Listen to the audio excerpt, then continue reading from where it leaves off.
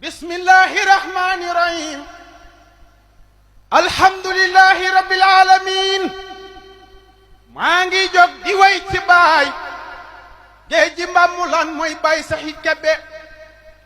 way ñun fu ñoo jëlee ci baay ju mel ni Baay Saxiid Kebe taaral na diina taaral lislaam ba xëy way ji boroom soppe maa ngi sàkku ñaan bur yàlla dàqal ñu kañaan aji xañaan sax fak di ñaan bur yàlla dàqal ñu kañaan guddi ajjuma lañ ma tàgge Baay Saxiid Kebe nooru diine ndekke booba la géeya man na mu dem fekki imam kabir mu nekk bis bu tis si man ma muñ ko muñ mënuma ko muñ man nee naa jo taalif ci Baay Seet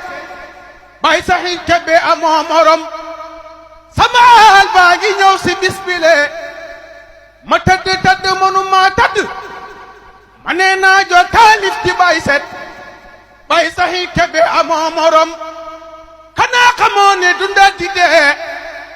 dee hadi dundu te mooy lu wér soo ko weddee fa wal sa kurus siyaare jël Seydi Basir jaale naa la sa baay ju baax ji Baay Saxiid Kebe taaral na diina taaral islaam ba xëy woy ji boroom Seydi Basir jaale naa la sa baay ju baax ji Baay Saxiid Kebe taaral na diina taaral islaam ba xëy woy ji boroom ajjuma ko jigéen la ñu tàggoog jëmmi Baay Saxiid Kebe ju texe ji la góor ak jigéen ñëpp a ngi naan Baay Saxiid Kebe wetal nga ñoo maxlan bul ma yedd waaye ndekam xam nga ma Sayxu Saxiid Kebe laay way